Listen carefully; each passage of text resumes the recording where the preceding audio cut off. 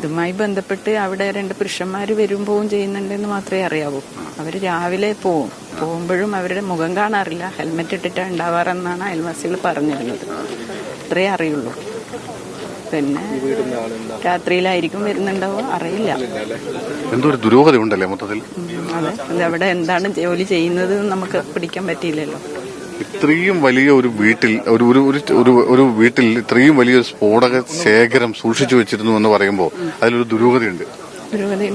ഇത് ആർക്കാണ് നൽകിയത് എന്താണെന്നോ ഒന്നും അറിയില്ല അല്ലെ? കൃത്യമായിട്ട് വീട് വാടകയ്ക്ക് നൽകിയത് ആർക്കാണെന്നൊന്നും അറിയില്ല. അത് മാഷോട് ചോദിക്കണം. റിട്ടയർഡ് മാഷിന്റെ വീടാണ്. അവരാണ്. വീടിന്റെ ആളാണോ ചേട്ടാ? ഒന്നിങ്ങോന്നേ. ഈ വീടിന്റെ ആള് വരുന്നുണ്ട്. പഞ്ചായത്ത് മെമ്പറെ. ഈ തൊട്ട് താഴെയുള്ള വീട്ടിലെ ആളാണിത് അല്ലെ? ചേട്ടാ എന്താ സംഭവിച്ചതെന്ന് പറഞ്ഞു. നല്ല ഉറക്കമായിരുന്നു. അത്രയും വലിയ ശബ്ദം കേട്ടിട്ടാണ് എണീക്കുന്നത്. എണീറ്റ് പക്ഷെ വീടിന് ഇടി തട്ടിയെന്നാണ് ആദ്യം കണക്കൂട്ടുന്നത്.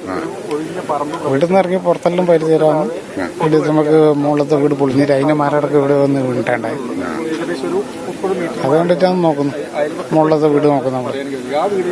ആ വീട് ആളുടെ ഒരു ഗോവിന്ദൻ എന്ന് പറയുന്ന ആളുടെ ആണ്. അയാൾ പക്ഷെ ഇവിടെ താമസിക്കുന്നില്ല. ഇല്ല, അവര് വാടക കൊടുത്ത. ഈ വാടകയ്ക്ക് വന്ന ആളുകൾ ആരാണെന്ന് അറിയുമോ? അവര് അറിയില്ല.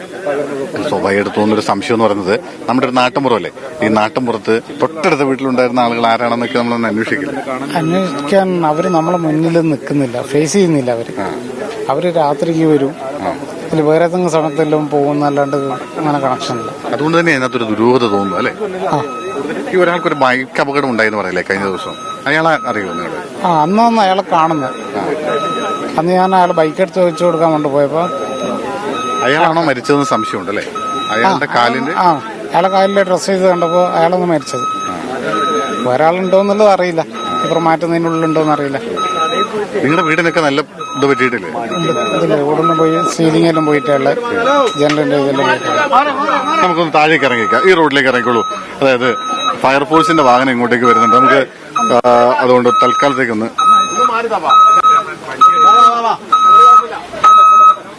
ഒരു മിനിറ്റ് ചേട്ടാ. അപ്പോ ആ ആളെ കണ്ടാ മനസ്സിലാവോ ചേട്ടാ?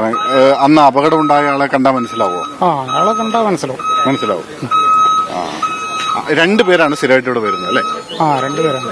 പക്ഷെ മറ്റയാളങ്ങനെ അറിയില്ല. അയാളെ ഹെൽമെറ്റ് ഇട്ടിട്ടേ കണ്ടിട്ടില്ല. ഇയാളന്ന് വണ്ടി മറിഞ്ഞുകൊണ്ടാന്ന് ഹെൽമെറ്റ് ഇടാണ്ട് കാണും. ഇവിടെ വാഹനങ്ങളെ മറ്റോ വന്നു പോകലൊക്കെ ഉണ്ടായിരുന്നു? ഇല്ല, ഇവര് ബൈക്ക് മാത്രമേ വന്നു പോകുന്നുള്ളൂ. വേറെ അങ്ങനെ കാണാനില്ല. അപ്പൊ അങ്ങനെയാണെങ്കിൽ ഈ സ്ഫോടക വസ്തുക്കളൊക്കെ ഇവിടെ തന്നെ ഉണ്ടാക്കിയതായിരിക്കും അല്ലെ? ഈ പടക്കം എന്ന് പറയുന്ന സാധനമൊക്കെ അങ്ങനെ അറിയില്ല, അതിനെപ്പറ്റി അറിയില്ല. എന്റെ പേരെന്താ? എന്റെ പേര് സുരേഷ്.